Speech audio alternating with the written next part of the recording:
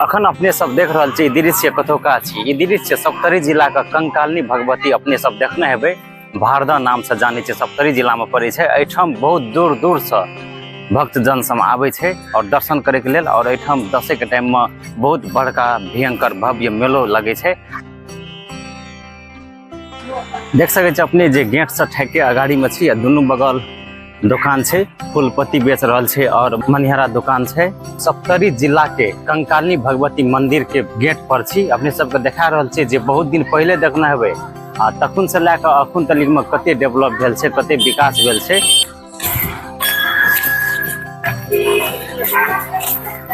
अपने सब देख लिए जे अखन गेट से भीतर छिर गेल छी और एठाम से पैदल जा सके छै। एठाम से भीतर गाड़ी नहीं जाय छै। सप्तरी जिला में जे कंकालनी भगवती मंदिर जकरा भारदा से जाने छिए से देख रहल छै और कते शानदार छै, कते विशाल रूप में बनायल गेल छै। सीधा मंदिर जखन देख सके छी अपने सब, यहाँ छी भगवती कंकालनी मंदिर, सप्तरी जिला में पड़े छै। और बगल में देख सके छी एना एते मंदिर सब छै, औरो भगवान सब छै, हनुमान जी महाराज छै और भगवान सब छै। एठाम एबै तऽ देखिए जेबै। और घूमे वाला जगह और फोटो ले वाला, वीडियो शूट करे वाला बहुत निक नजारा छै एठाम। गर्मियों छै, अखन हम सब रौदा के टाइम में छी, धूप के टाइम में छी, अखन हम सब धूपे में छी।